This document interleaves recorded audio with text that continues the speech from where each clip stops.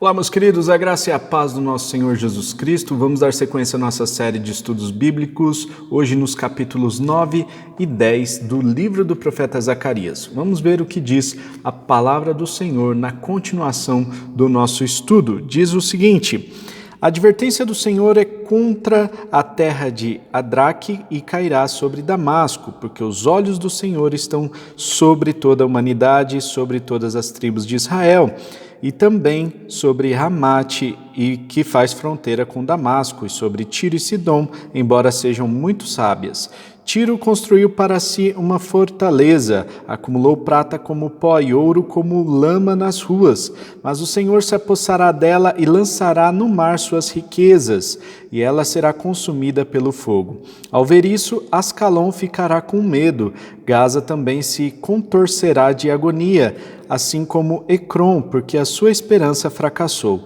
Gaza perderá o seu rei e Ascalon ficará deserta. Um povo bastardo ocupará Asdod, e assim eu acabarei com o orgulho dos filisteus. Tirarei o sangue de suas bocas e a comida proibida dentre os seus dentes. Aquele que restar pertencerá ao nosso Deus e se tornará chefe em Judá, e Ecrom será como os jebuseus. Defenderei a minha casa contra os invasores, nunca mais um opressor passará por cima do meu povo, porque agora eu vejo isso com os meus próprios olhos. Alegre-se muito, cidade de Sião, exulte Jerusalém, eis que o seu rei vem a você, justo e vitorioso, humilde e montado num jumento, um jumentinho cria de jumenta. Ele destruirá os carros de guerra de Efraim e os cavalos de Jerusalém, e os arcos de batalha serão quebrados. Ele proclamará paz às nações e dominará de um mar a outro e do Eufrates até os confins da terra. Quanto a você, por causa do sangue de minha aliança com você, da minha aliança com você, libertarei os seus prisioneiros de um poço sem água. Voltem à sua fortaleza, ó prisioneiros da esperança, pois hoje mesmo anuncio que restaurarei tudo em dobro para vocês. Quando eu curvar Judá como se curva um arco e usar Efraim como flecha, levantarei os filhos de Sião contra os filhos da Grécia e farei Sião semelhante à espada de um guerreiro. Então o Senhor aparecerá sobre eles, sua flecha brilhará como relâmpago. O soberano Senhor tocará a trombeta e marchará em meio às tempestades do sul. O Senhor dos exércitos os protegerá. Eles pisotearão e destruirão as pedras das atiradeiras. Eles beberão o sangue do inimigo como se fosse vinho, estarão cheios como a bacia usada para aspergir água nos cantos do altar. Naquele dia, o Senhor, o seu Deus, os salvará como rebanho do seu povo, como joias de uma coroa, brilharão em sua terra. Ah, como são belos! Como serão formosos! O trigo dará vigor aos rapazes e o vinho às moças. Continuando no capítulo 10, peça ao Senhor chuva de primavera, pois é o Senhor quem faz o trovão, quem envia as chuvas aos homens e lhes dá as plantas do campo. Porque os ídolos falam mentiras, os adivinhadores têm falsas visões e contam sonhos enganadores. O consolo que trazem é vão. Por isso, o povo vagueia como ovelhas aflitas pela falta de um pastor. Contra os pastores acende-se a minha ira, e contra os líderes eu agirei. Porque o Senhor dos exércitos cuidará de seu rebanho, e o povo de Judá, ele fará dele seu vigoroso cavalo de guerra. Dele virão a pedra fundamental e a estaca da tenda, o arco da batalha e os governantes. Juntos serão como guerreiros que pisam a lama nas ruas da batalha, lutarão e derrubarão os cavaleiros, porque o Senhor estará com eles.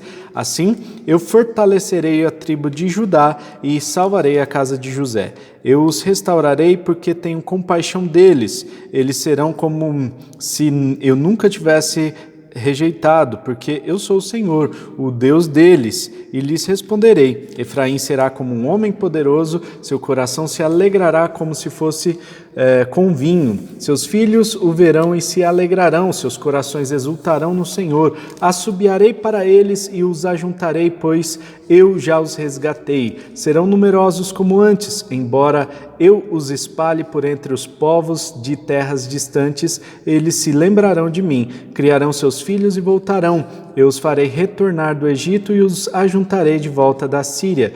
Eu os levarei para as terras de Gileade e do Líbano, e mesmo assim não haverá espaço suficiente para eles. Vencerei o mar da aflição, ferirei o mar revoltoso e as profundezas do Nilo se secarão. O orgulho da Síria será abatido e o poder do Egito será derrubado. Eu os fortalecerei no Senhor, em meu nome marcharão, diz o Senhor.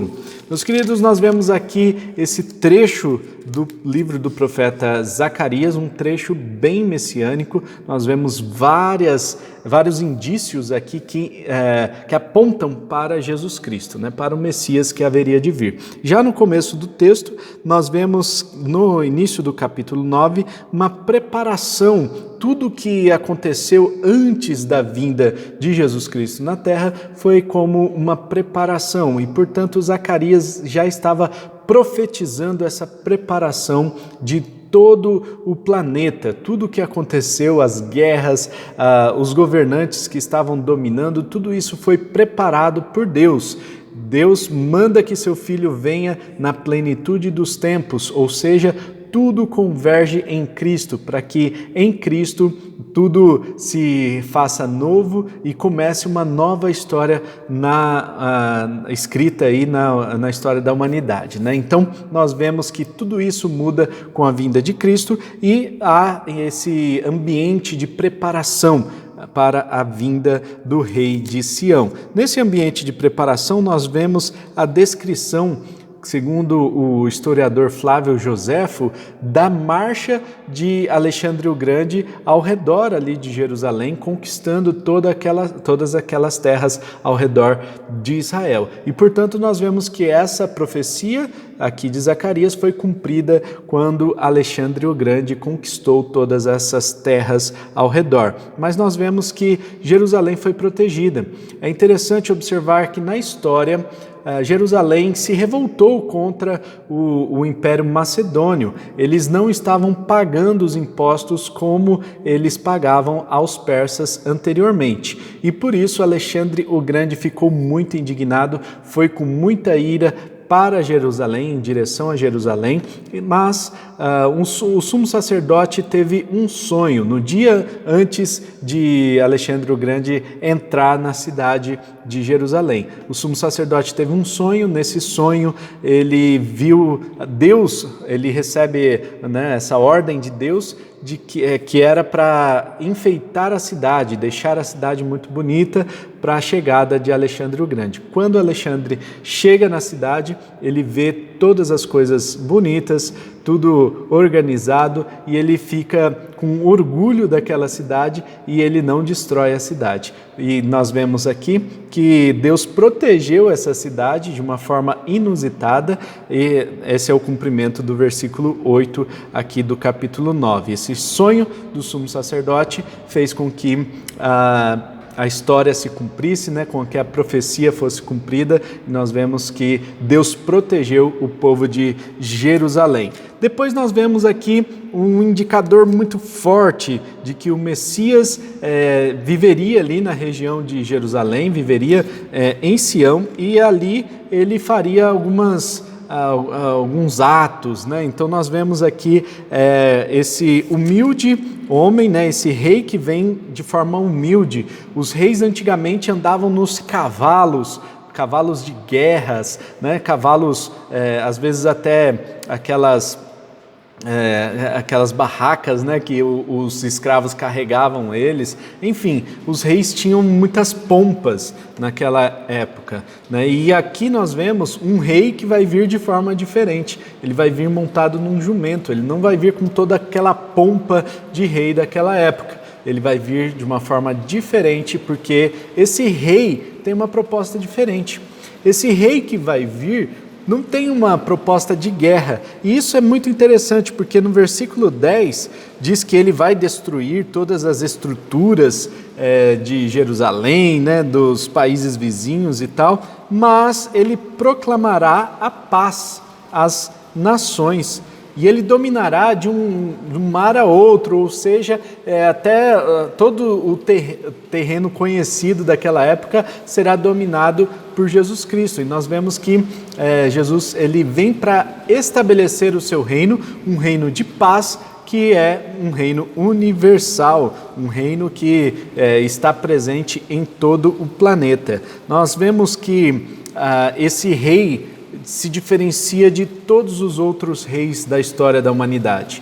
O rei de Sião, o rei que viria, o Messias, ele vem para proclamar a paz, enquanto outros reis vêm para guerrear.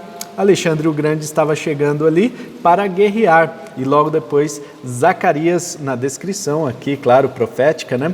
Zacarias traz aqui a figura de um rei que proclama a paz. Ele não quer guerra, ao contrário, ele quer paz. E essa paz será estabelecida de uma forma muito diferente. A primeira figura que aparece aqui é a figura de uma tempestade. Vai acontecer uma tempestade, talvez uma batalha, uma última batalha quando Jesus Cristo voltar. Nós percebemos aqui que essa profecia é de duplo cumprimento, né, ou de múltiplos cumprimentos, né, mas nesse caso aqui tem um cumprimento imediato. Já foi cumprida lá nos tempos em que Jesus vem à Terra e estabelece seu reino, mas também se cumprirá quando ele estabelecerá o seu reino, o seu governo milenar, né? Então, nós vemos aqui a importância de nós entendermos esse já e ainda não, né? O já se cumpriu, mas ainda não se cumpriu de forma completa, e nós precisamos entender que Jesus Cristo vai vir para estabelecer esse reino de uma forma completa, um reino de paz. Quando ele vier, vai ter aí uma batalha, uma tempestade. Nós não temos muita certeza de como será, e nem os estudiosos não se arriscam a se declarar, a se posicionar como será essa batalha aqui descrita pelo profeta Zacarias. O fato é que nós temos essa figura da tempestade e logo depois a figura de um banquete, né? E esse banquete é sim uma figura mais tranquila. É claro que é um banquete que aqueles que estarão celebrando com Cristo estarão sobre os outros que foram derrotados, né? Então essa é a ideia, mas nós vemos aqui a ideia de um reino de paz, um reino estabelecido por Jesus Cristo nesse governo milenar.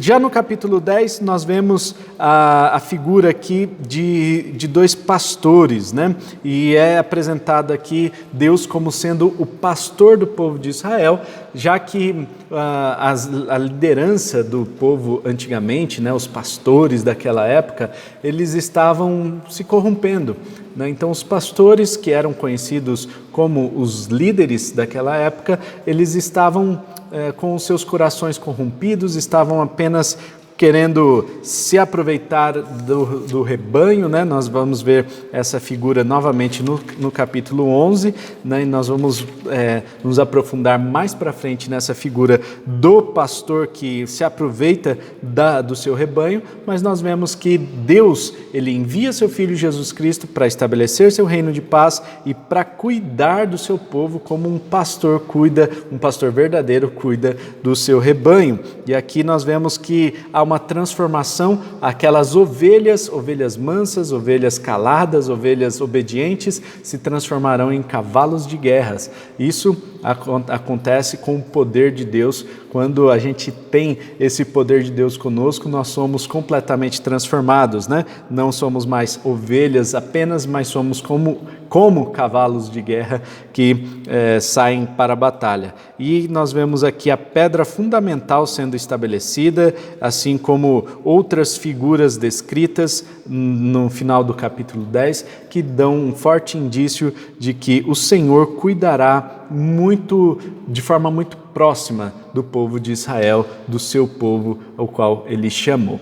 Amém, meus queridos? Este foi o estudo dos capítulos 9 e 10 do livro do profeta Zacarias, e assim nós damos por encerrado esse estudo, mas nós voltaremos com o restante dos capítulos 11, 12, 13 e o capítulo 14 do livro do profeta Zacarias. Fica com a gente aí. Dá uma curtida nesse vídeo, deixe seu comentário se esse vídeo tem sido útil para o seu estudo. Um forte abraço e até o próximo vídeo.